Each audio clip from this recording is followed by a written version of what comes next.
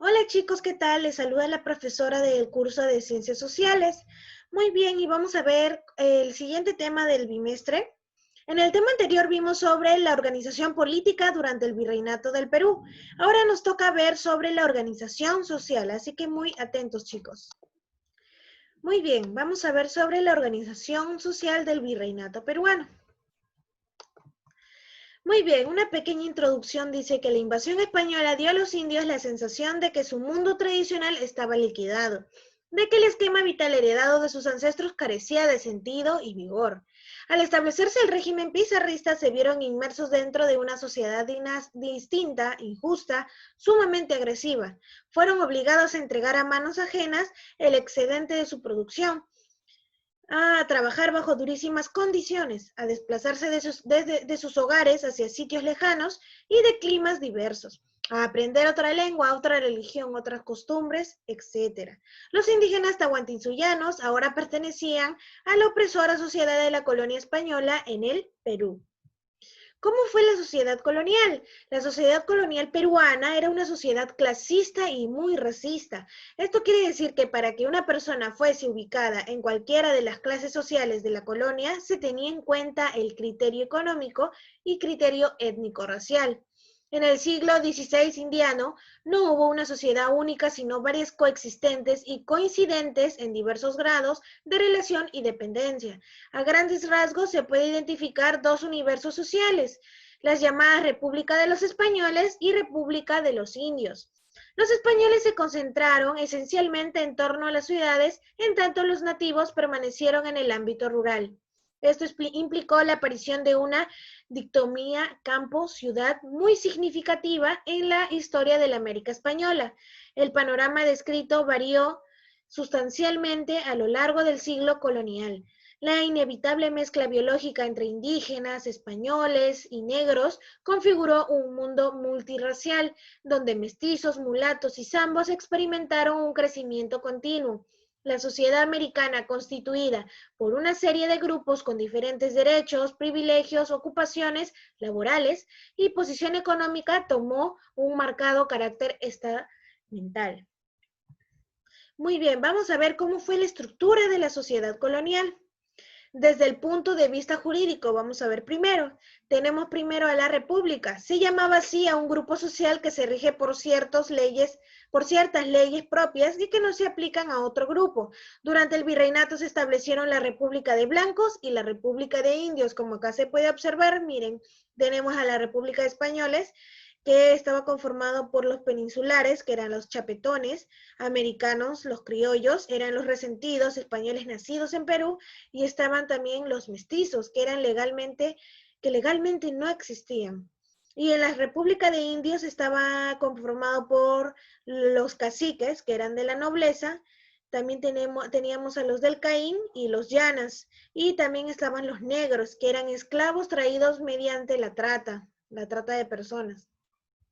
Y vamos a ver ahora desde un punto de vista socioeconómico. Tenemos aquí una pirámide que dice que los primeros son los grupos de poder, que están conformados por los nobles, autoridades políticas, religiosas, grandes comerciantes e indios nobles.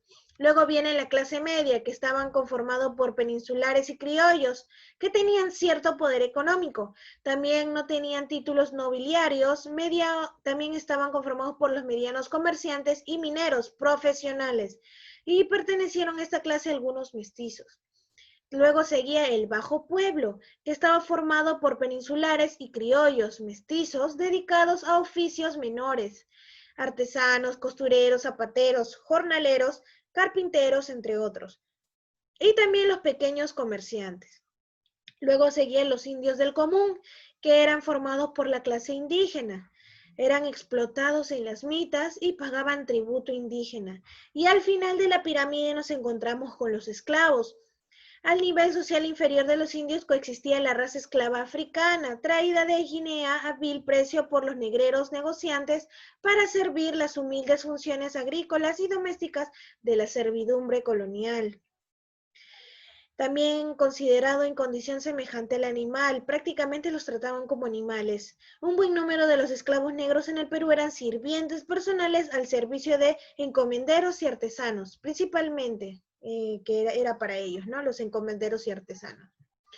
Muy bien, primero tenemos aquí ahora los grupos raciales, que estaban conformados por los blancos, que eran los españoles. Se consideraban la mejor raza. Estuvieron representados por españoles y criollos. Ocupaban los máximos cargos políticos y eclesiásticos, como virreyes, corregidores, oidores, obispos, dueños de obrajes, mas nunca podían ser sirvientes, peones o mitayos. Luego también otro grupo son los indígenas. La población más numerosa del virreinato fue la indígena. Estos eran considerados legalmente como menores de edad, por lo que no podían ser juzgados ni tomados en cuenta como testigos. Las leyes de Indias protegieron a los descendientes de los incas y a las familias nobles o panacas del antiguo Tahuantinsuyo. Esta parte de la población indígena estaba exenta del tributo. Por ello, muchos indígenas hicieron grandes fortunas con la venta de productos vernaculares como el oyuco, la oca camote, etc., o con el arriaje de mulas de carga. La vida cotidiana del indígena estuvo regida por el trabajo que debía cumplir en beneficio de los peninsulares. Un dato extra dice que las reducciones eran una forma de organización que consistía en concentrar a los indios dispersos de los ayllus en poblaciones cercanas a la ciudad, para poder cobrar el tributo de manera más fácil, controlarlos, vigilarlos y evangelizarlos. Buscó asimismo evitar o controlar las luchas campesinas. Muy bien, otro grupo fueron los negros. Los negros estuvieron sujetos a muchas limitaciones, entre las cuales se encuentran la prohibición de portar armas, andar de noche por ciudades y villas, montar a caballo o tener indígenas a su servicio. Sin embargo, la situación laboral de negro no era tan mala como su condición jurídica. Debido a su mayor resistencia física y el tipo de trabajo que desempeñaron los esclavos negros, lograron muchas veces una posición social superior a la del indígena. Un dato extra dice que los esclavos venían hacinados en los barcos, expuestos a contraer enfermedades fatales, de manera que los que se encargaban de inspeccionarlo por la mañana debían desencadenar los cadáveres para separarlos de los cuerpos de sus compañeros de infortunio. La mortandad era elevada, se estima en alrededor de un 20%, de ahí el nombre de los tumbeiros, que eran los ataúdes, ¿no? En el que se designa a los barcos negreros.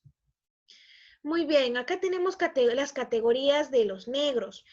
Teníamos al bozal, ladino, cimarrón y liberto. El bozal es un término que se tomó de las caballerías cerriles o no nómadas. Se llamaba así a aquellos esclavos que eran desconocedores de la lengua o costumbres del lugar. El negro ladino eran los esclavos ladinos, conocían el idioma y los usos de allí donde eran destinados a servir. Seguramente por nacer de una sierva esclava o por siendo libres dejarse vender de nuevo. Luego tenemos el cimarrón. En América se llamó cimarrón a los esclavos rebeldes, algunos de ellos fugitivos, que llevaban una vida de libertad en rincones apartados de las ciudades o en el campo denominados palenques o quilombos. Y el negro liberto también podía denominarse negro libre, a los libertos que habían nacido esclavos y por una u otra razón habían sido manumitidos, y a los esclavos fugitivos. En estos casos la denominación freeborn era menos propia, aunque sí prestigiosa. Muy bien, acá tenemos... Primero vimos que estaban el grupo racial, en grupos raciales, vimos los grupos raciales, que fueron los blancos, indígenas y negros, y ahora vamos a ver las castas. ¿Qué fueron las castas? Las castas fueron las uniones polirraciales de escasa incidencia blanca, exentos originalmente en el esquema ideal de las dos repúblicas. Surgen de la interacción de españoles, indios y negros. De ello resultaron los mestizos, mulatos y zambos. Durante la colonia las castas se clasificaron teniendo en cuenta principalmente el color de piel, es decir, se relacionó la condición social del individuo con el color de su piel. A mayor blancura se ostentaba una mejor ubicación en la sociedad indiana.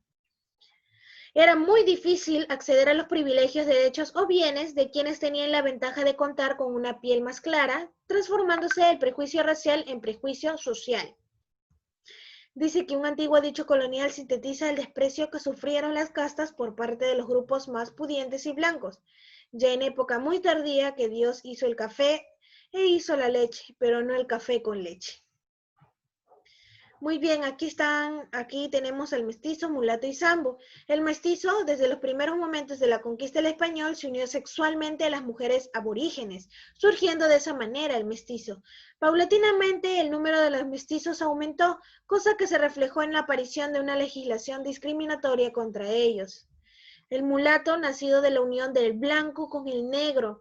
Cuando el mulato se unía en segunda, tercera o cuarta instancia con el español, resultaba el segundón, tercerón o cuarterón, respectivamente. Otras variaciones dentro de la raza negra fueron salto atrás, saliendo de la unión del mulato con el cuarterón y el tente en el aire, mezcla de padres segundones, tercerones o cuaterones. Y el sambo es el resultado de la unión del indio con el negro. Esta mezcla estaba prohibida por ser causa de encono y daño en el reino. Y ahora, por último, tenemos a la baja demográfica. Dice que una catastrófica baja demográfica ocurrió en el territorio del Perú durante las décadas siguientes a la entrada de las tropas de Pizarro. Estimase que en el lapso de los primeros 30 años de coloniaje descendió el número de habitantes en cerca del 80%. Para tratar de explicar dicha baja en la población, hoy en día está comprobado que el factor más influyente en la masiva desaparición de dichos individuos fue el sanitario. Las epidemias diezmaron insensatamente a las naturales que carecían de defensas biológicas para resistir a muchas de las enfermedades transmitidas por los extranjeros. Muy bien, chicos, y este fue eso, el tema del virreinato y su organización social. En el siguiente creo que vamos a ver su organización económica, así que estén muy atentos, chicos, y sigan estudiando. Gracias.